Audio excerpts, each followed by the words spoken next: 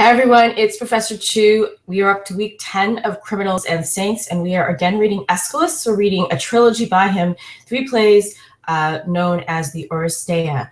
And we will be focusing in reading these 3 plays on the themes of tyrannicide, following up on our semester-long discussion about tyrants, and also the notion of a trial dose. So we're looking, in other words, at earlier questions that we looked at in Hesiod about justice. And that is something that we actually will be considering as we move forward in our class, especially as we take a look at Plato and other Greek philosophers. So just a couple words about Aeschylus. He fought, as we mentioned earlier, at the Battle of Marathon, dying around 456 BCE when he was 70 years old. And he fought in the Persian Wars, wrote more than 70 plays, actually, winning 13 times at the City Dionysia Festival. We only have 7 of those plays that are extant. We've already talked about the Persians, and many of you wrote some really interesting papers about them, the play. Thank you very much. And one of the things that we're going to kind of keep in the background of our, well, that's in the background of the discussion is, you know, what were Aeschylus's political leanings? Was he a supporter, in other words, of democracy? And so when you're reading the Oresteia, what you can really think about is the depiction of tyrants. And generally it's thought that Clytemnestra and Aeschylus, or you can also pronounce his name, Aeschylus, are to some extent certainly have tyrannical qualities and can be considered tyrants. After all, think about the things we've talked about tyrants, you know, someone who comes to power illegitimately, someone who holds power violently, someone who's not, who sometimes seems, well, we talked about how the tyrant wins the favor of the demos. You can think about whether or not Clytemnestra really does that herself. And Aeschylus too. Some of this information that I'm giving you in this presentation, and you'll have the slides, of course, via Sakai, is just another overview about Greek tragedy. So just to remind you, this is the theater at Epidaurus, the great open-air theater that would have seated over 12,000 people. Some things to keep in mind about Greek tragedy. Of course, always performed in honor of the god Dionysius, although keeping in mind that even though a Greek drama is a component of a religious festival, it's not a religious ritual. It's not like going to a mass or a church service. In fact, the priest of Dionysius had a seat of honor at the Greek tragedies, but he didn't officiate. So again, it's part of a religious festival. Aeschylus added the 2nd actor, as we saw in the Persian, Sophocles a 3rd, and of course the Oresteia has 3 actors along with a chorus in each of the plays. So at this point, Aeschylus and Sophocles are both writing tragedies. And another thing to keep in mind always with Greek tragedy is that it's really part of a contest. It's part of an agon. So at the festival, you'd have 3 playwrights, each presenting 3 plays, and a satyr play on 3 separate days. Just to remind you again, is another shot of the theater of Epidaurus, the parts of a Greek theater, the orchestra, where for instance, where the chorus danced, the pardos, where they walked in via, and the theatron, where the audience sat, the skene, which there's another picture of that here, the very simple stage that the Greeks used with very minimal kinds of decor. That is scenery. As far as who was in the audience, very likely, certainly all male Athenian citizens, foreigners, resident aliens, perhaps slaves could have been in the audience. It's definitely conceivable, and probably not women. Male citizens, that is, are taken to represent the entire city. And of course, that's something to keep in mind, thinking about how all the actors in an ancient Greek tragedy are male, including for female parts, and how the entire play is performed in mass. As far as just a quick word about our evidence for Greek, the layout of a Greek theater and artistic practice, we do look a lot at art on vase paintings and look to archaeology and look at later traditions about performance, like Aristotle's Poetics, which we've mentioned quite a few times in our class. And then we also look inside the scripts or the plays themselves for ideas about how the Greeks actually set up their theater and how what the actors were doing on the actual stage. The problem with looking at vase paintings, and there are some later in this presentation, is that we don't know if vase painting, for instance, this one that we're going to later that we'll see of Agamemnon, is, if this is just a version of the myth, is this possibly a version of a tragedy? I mean, it's obviously not in mass. So that's one of the problems with looking at vases for evidence. Aristotle has his own agenda After all, in the Poetics, he has a very specific definition of what he thinks a tragedy should be. It doesn't fit, I think, all the tragedies in the Oresteia. And even though we tend to take what Aristotle says as, well, what is dogma, not quite, but what the ancient Greeks thought about tragedy, he was just one person writing about ancient Greek tragedy.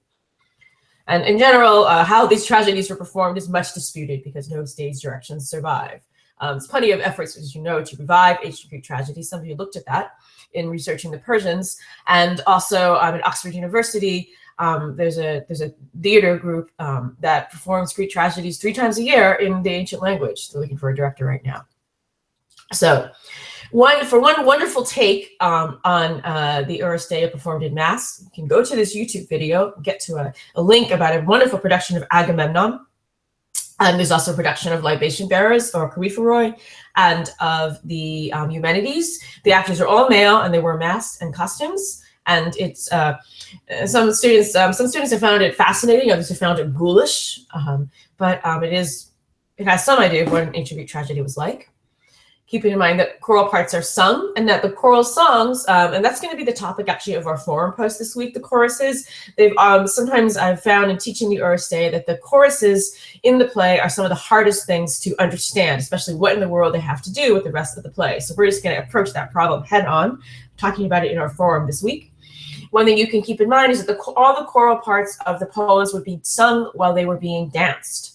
And so these words, strophe, antistrophe, and epode, are actually words that refer to what the chorus would have been doing, turning one way, turning the other way, or a singing, maybe, all gathered in front of the stage. If you've seen Broadway productions in New York City, they're not Greek tragedies, I think the typical Broadway production. Maybe there are tragic elements, but some of the singing and dancing that goes on is certainly, that you can sort of imagine that kind of thing. And also thinking about how some of those songs in a Broadway musical sort of move the plot forward. We have talked a lot about the plot, I think, or some extent of a tragedy because of looking at the Persians. We've talked a lot about the notice of hubris, especially if that gets connected with tyrants. Something to keep in mind while we read the Oresteia, and we're going to be looking at some other tragedies by Euripides a little later, in a week or two, is that the hero doesn't need to die. In fact, he often doesn't, but he does suffer a peripeteia, a change in fortune. And what is really important is that, according to Aristotle, is that there's a recognition that he suffered this misfortune, a change from ignorance to awareness of a bond of love or hate. And so keep that in mind. Is there this change of fortune and this recognition of change as you look at who are the protagonists of each play of the Oresteia? And it's possible that some of the plays may not have these features.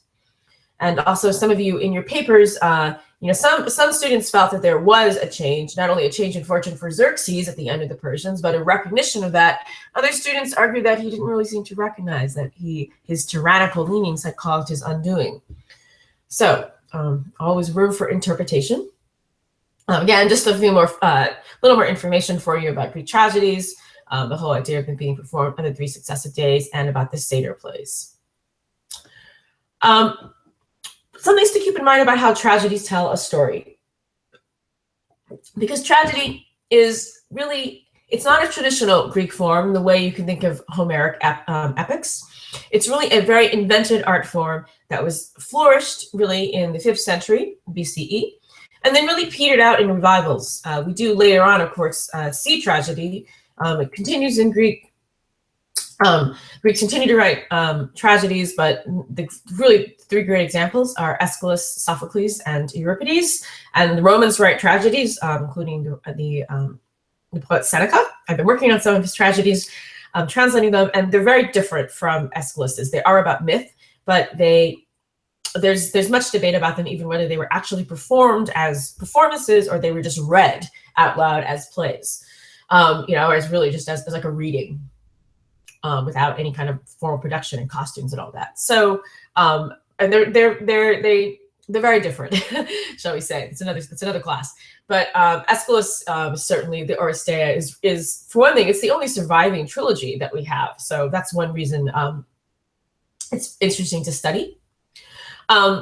Tragedy, as we mentioned last week with the Persians, 2 weeks ago, really sticks to traditional myth for its plots, except for the Persians. And we talked about how another play that actually drew on historical events brought a lot of, was not well received at all by the Athenian audience, and partially because it reminded everybody of the tragic events of the capture of Miletus by the Persians, and the playwright was actually fined.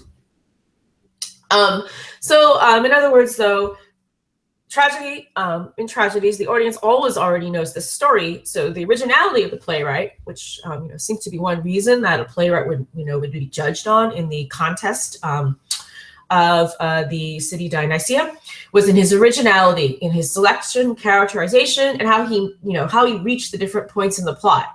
The Agamemnon is about the killing of Agamemnon by his wife Clytemnestra and Aeschylus. It's just this. It's going to happen. The question is how. That's what creates the surprise and the suspense. Tragic storytelling uses a lot of secondary or reported narrative. And you can think of that as versus the Odyssey. The Odyssey uses, both portrays events, but there's also a lot of reported narrative. For instance, in what Odysseus, how he recounts his wanderings, like his episode with the Cyclops to the Phaeacians, that is a reported narrative. Tragedy also has some other, how should we say, it has some very definite limitations, so to speak, because the action, if you look back at the what a tragic what the Skene looks like, the Skene, the building here, is always considered indoors. So in the Agamemnon, this is the palace at Argos, and same in the Coryphoroi, the libation bearers, and in the in the Eumenides, it's actually the temple of Apollo at the beginning of the play. So in other words, all the action, all the speaking really happens outdoors. And keep in mind, the Skene is actually here. So this is the orchestra. So in other words, the messenger speeches are incredibly important. We saw that in the Persians. Really very little in terms of action happened in the Persians. Really what you know happens it comes with the messenger speeches. And that is the case in the Agamemnon. To some extent, there is a big messenger speech about the messenger returning from Troy. But there's also kind of an unusual messengerish speech in the Agamemnon with Cassandra, who is a Trojan princess, who is a prophetess, although she has been given the gift of prophecy, but also the drawback to her gift is that nobody believes her until her predictions happen. She's a princess of Troy brought back as a slave by Agamemnon, and she actually before she goes into about midway through the play, before she goes into the palace, she prophesizes about really the killing of Agamemnon by his wife Clytemnestra and by Aeschylus. And so it's not exact. It's sort of I guess you could say it's a messenger speech in reverse, because she's predicting the future. Nobody believes her. The chorus is horrified, and then she goes into the Skene, and that's the end of her. Tragic storytelling. Well, there's no jumps in time, so it's sort of tragic storytelling happens, you could say, in real time. There's a focus on crisis. That's kind of a Greek word that actually means a judgment, on catastrophe, on moments of decision. In the Coryphoroi, you'll see a big moment of decision. The Coryphoroi is about Orestes avenging his father Agamemnon by being told by the god Apollo to kill Clytemnestra, and right before the moment when he's going to do that, he has a crisis. He doesn't know what to do. She is his mother. And also there is a focus on debate. So we often see, you'll see that to some extent in the exchange between Agamemnon and Clytemnestra before he goes into the palace. There's an agon, a contest scene. Sometimes there's an exchange of one line after the next in something called sticomythia. In Aeschylus, the gods don't really intervene. They're not present. They're not really present until the Eumenides, in which they're actually characters. And generally, tragedy depicts strife within families, and especially aristocratic families. And that's something that I think we've got a sort of an understanding of the aristocracy in ancient Greece, thanks to studying tyrants and also looking at the notion of the basileus and the basileis. Aristocratic families, yes, a constant theme in Greek mythology, but definitely in tragedy, and especially the conflicts between them. Also, some of the strife is between generations, but also between genders. And so one way to think about that is tragedy really shows this tension between the outdoor space of men and the indoor domestic space of women. Women, traditionally, as we saw from looking at the laws of Solon, would be confined to being inside a house, and men carried on their business publicly outdoors. I mean, even the agora that we looked at the first day, where so much business, politics, etc., was conducted, is an outdoor space. And then just a line from Aristotle's Poetics regarding the strife within families. Well, Aristotle says, when people kill their enemies, this is not pitiable. This is Aristotle. Proper tragic emotions of pity and fear or horror are aroused rather when family or friends or family members kill each other. Well, the Oresteia, for sure, performed in 458 BCE, shows family strife. This is a family tree of Agamemnon. You can see that he is, yes, the brother of Menelaus, therefore the brother-in-law of Helen, and their father is Atreus, and they are cousins, actually, of Aegisthus. In other words, Atreus and Thyestes are brothers, and occasionally there's a reference to Pelops in the play. That is because Pelops is the grandfather of Agamemnon. His father is Tantalus. Tantalus is descended from Zeus, and this Pluto here is not the body of the planetary body that is no longer a planet. But it's another name for a Greek woman. But Tantalus, if you know your Greek mythology, is he's a king who, for some reason, he commits sort of an ultimate act of hubris, kills his son, chops him up, and serves him to the gods, and seems to think he can trick the gods. For this, Tantalus is punished eternally in Hades by standing in a pool of water that he can never drink from, and having fruit in front of him that he can never eat. Pelops is brought back to life by the gods, and he has an ivory shoulder because apparently the goddess Demeter ate part of his shoulder. He, through various escapades, marries Hippodamia, and this is stuff of Greek mythology. I think some of you already took that class, so maybe you have some good background in the House of Atreus. It has a very bloody history.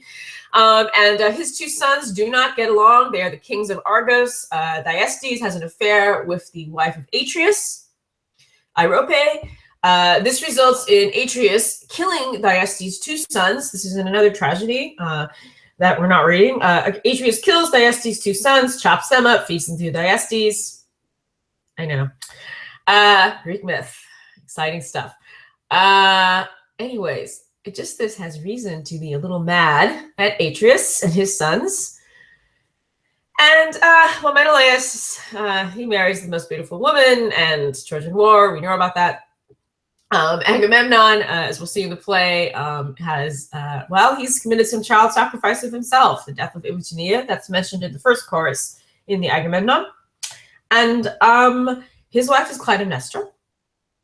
And so Iphigenia is the eldest daughter, and Electra and Orestes will appear in the second play of the Oresteia, the Coryphoroi, and Orestes in the third play. And according to some accounts, yes, Orestes marries the daughter of Menelaus and Helen, who is Hermione. And we can think a little bit about Clytemnestra, because she's got some interesting background herself. And, this week you are really invited to think about her as a model of a tyrant, but also, to think that gender definitely plays a role in this. I mean, Clytemnestra is a very interesting woman. She is basically accused by her husband in the Agamemnon of talking like a man. Well, he's talking quite a lot. And the chorus seems to think so too. Clytemnestra has her own interesting background. Her sister is Helen. Her cousin is Penelope. Yes, the wife of Odysseus. And Clytemnestra and Helen are the children of Tyndareos and Leda, although Helen's father is actually apparently Zeus. And the idea is that Leda has twins, and one of them is mortal, has the mortal father Tyndareus, the other has the immortal father Zeus. Zeus actually apparently comes to Leda in the form of a swan and rapes her, and Tyndareus also has sex with his wife, producing the two daughters. Greek mythology, great stuff. You can also see that they're all descended from Hermes, to some extent, the trickster god, or they're related to Hermes through Maia, Hermes' mother. Well, Clytemnestra, a very interesting character to keep in mind. 2 points. She's often thought of as the anti-Penelope. And you can really contrast Odysseus, who ends up home safe and sound, he doesn't have to fight the suitors. Agamemnon doesn't. The next 2 slides just have some passages from the Odyssey, just for you to look back, if you might want to look back at the Odyssey and think about Clytemnestra as this anti-Penelope, because she's definitely mentioned as such, or her story is mentioned as such. At the very opening of the Odyssey, actually mentions the story of Orestes avenging his father by killing Aeschylus. This is Zeus speaking. When Odysseus goes down to Hades, he meets Agamemnon's ghost, and Agamemnon's ghost says, "Nothing more deadly or more vile than a woman who stores her mind with acts that are of such sort as this one did, when she thought of this act of dishonor and plotted the murder of her lawful husband." Splash the shame on herself and the rest of her sex, even on women whose acts are virtuous. So Clytemnestra, the reason we don't like the female race, says Agamemnon. Even Penelope doesn't look so good. And then again, you should take a look perhaps again at the Odyssey, just to get reminded of Clytemnestra has already been talked about as the very unfaithful and dangerous wife. But another thing to keep in mind is that in the Odyssey, it's really Aeschylus who is held responsible for killing Agamemnon. He killed me with the help of my cursed wife after inviting me to a feast in his house, slaughtered me like a bull at a manger. Many of us died for Helen's sake, and Clytemnestra set a snare for you while you were far away. So Odysseus says, and Agamemnon warns him, "Don't go easy on your wife or tell her everything you know. Tell her some things, but keep some hidden." You can just think about that advice from Agamemnon to Odysseus and the long testing that Odysseus gives his wife, Penelope, before he announces who he is. But again, also just thinking about Aeschylus' originality. Yes, so Odysseus he's talked about in the Odyssey as really killing Agamemnon, and here in this vase painting, he is shown to be doing the act. But on the other hand, Aeschylus makes it very clear that Clytemnestra is the main actor, the perpetrator. And so that is something to keep in mind. Why does he turn her into really this source of vengeance? And I would say Clytemnestra in many ways is really a character who is really present in all 3 plays. She's certainly present in the Coryphoi. That's where she will get killed, murdered by Orestes. So here we see Orestes in another vase, killing Aeschylus, and there's Clytemnestra. I guess she's running away. And then in the final play of the trilogy, Clytemnestra's ghost will appear. Some things to keep in mind is, again, thinking about Clytemnestra as this female, as this very powerful, she clearly is intelligent female character. And again, with some traits, I would say, of what we would attribute to a tyrant and how she's come to power, how she maintains her power. And keep in mind whether or not the chorus likes her rule or not. A lot of you made the point that the demos often was treated well by a tyrant. See if that's the case. How much do the citizens of Argos like Clytemnestra? What does it have to do with her being a tyrant / a woman? This is just a model of a layout of an ancient house in Athens. And I bring it up because, again, to think about that, it's supposed to be a dangerous thing when a woman steps outside of her front door, shall we say. Women would have been limited to this part of the house known as the oikos. Whereas the men, so this is a house in ancient Athens. So it's a house in a city block where you are going to have a lot of people, a lot of things going on. It's not like a house in the country, which is where Penelope lives, for instance. So an ancient Greek house, this would be the street. If the entranceway was here, then yes, there might be a shop for business. The andro, which comes from the Greek word for honor, meaning man. The Greek word honor meaning man, or andros. is here. This would be the room where men would meet and drink and have symposium or drinking parties. A woman's room is really in the back of the house where she's concealed away from prying eyes. These would be other bedrooms, etc. And the oikos simply refers to the household. It's not a political institution, just to remind you of that. Another word for the woman's quarters should actually be the gynaikeum. That is from the Greek word for woman, gune. So yeah, note when a female character steps over the threshold. I mean, both of the female characters in the Oresteia, in the Agamemnon, are outside the house. Clytemnestra, because she willingly steps outside. The oikos, Cassandra, because she's a slave. So another big moment in the play is when a man enters the space of the house and he comes upon a woman. Keep that in mind. For instance, when you're reading the Koryphoroi, when Orestes goes into the space of his house at Argos and he comes upon a woman, namely Clytemnestra. What I put here is just a little bit more of quotes from Aristotle's Poetics, because that came up so often in discussing the Persians and in talking about Greek heroes and Greek tragedy.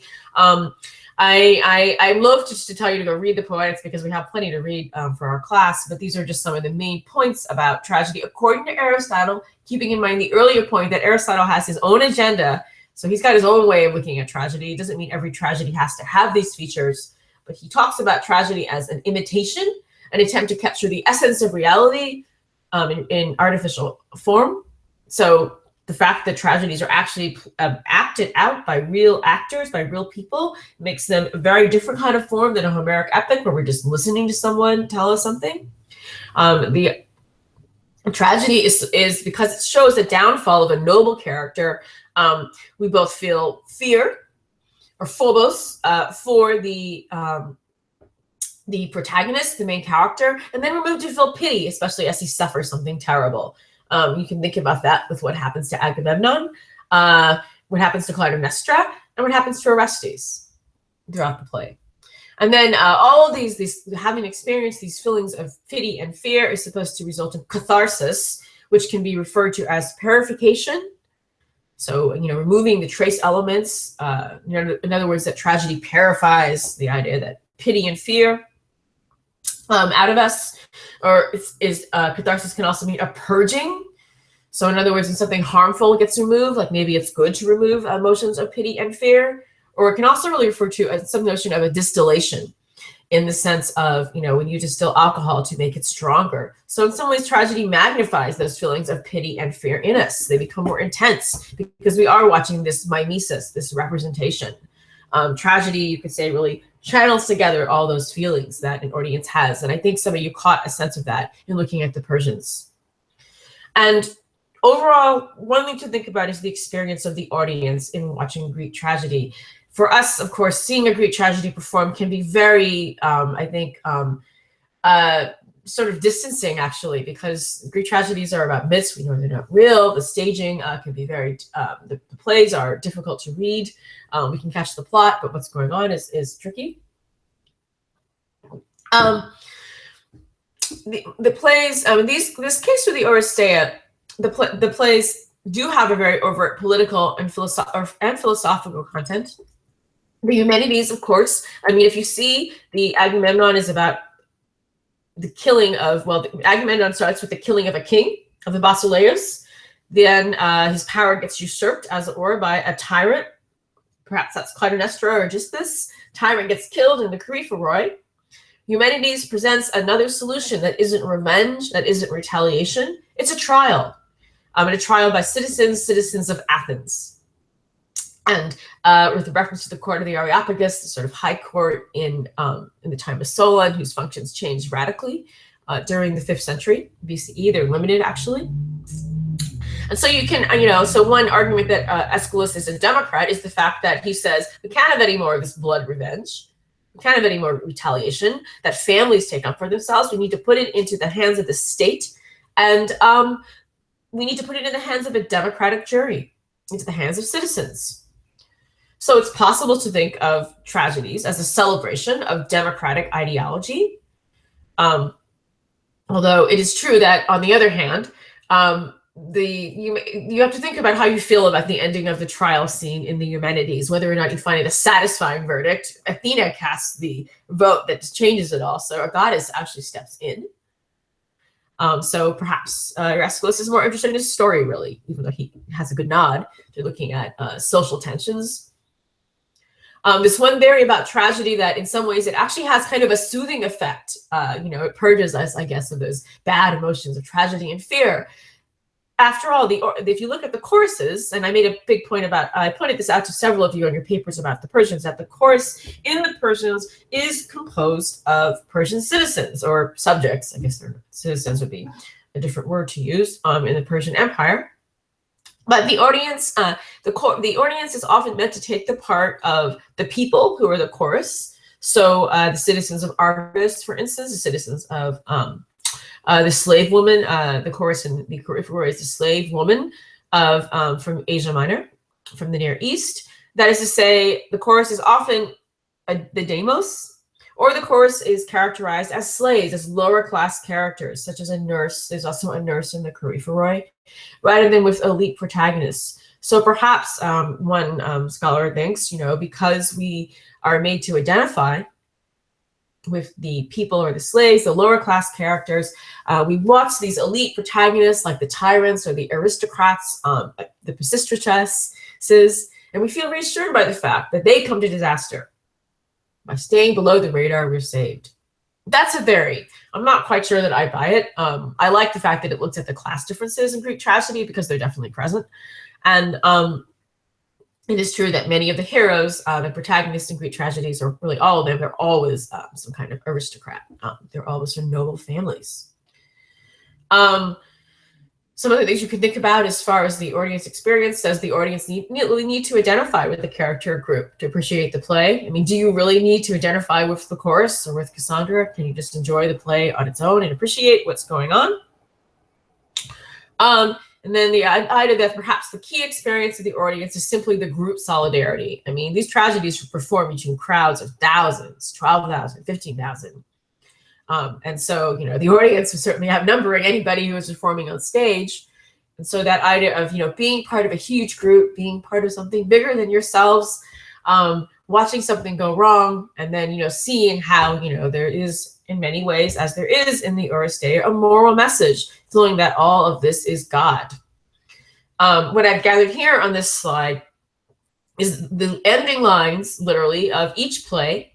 And there are something to keep in mind as you read through the play. I do encourage you to use the translation that I've recommended of the Oresteia. There is one online that I have watched many students use. It is very difficult to read. It uses very archaic language, and it's a translation, so it'll give you the story. But the one that I recommended by Peter Meineke, I think is one of the best ones to first meeting the play, because Aeschylus has extremely dense language. Clytemnestra, though, at the end of the Agamemnon, she has the last word. Notice what she says. You and I, she's talking to just this, hold power of this house. We will set things right once and for all. Think about that in terms of Polycrates, Pisistratus, Hippias, the Cypselids, Croesus, Cyrus, all the tyrannical figures, Xerxes, Darius we've been talking about, Solon even. The chorus, though, gets the last two words in the other two plays. At the end of the second tragedy, after Orestes has killed Clytemnestra and he goes mad, driven on by her avenging spirits, the fairies, the Erinyes, the chorus says, when will it end? When will it be calm? When will it sleep, this fairy, this rune? When will disaster stop happening? Well, the Eumenides, again, provides an answer in the form of a trial. And notice how, it gets all nicely tied up. Peace for both citizen and settler will last forevermore. We'll always have a just society now that we have the court system introduced. All-seeing Zeus and destiny unite to seal our truce. Raise the halo cry, join our blessed song. So in other words, there are a couple of choruses in the plays that mention Zeus as all-seeing, this all-powerful God, is overseeing things and will bring justice. That's the end. Whether or not you feel satisfied with that at the end, something you can think about. This is a vase that shows the Eumenides. These would be the fairies, Orestes, seeking,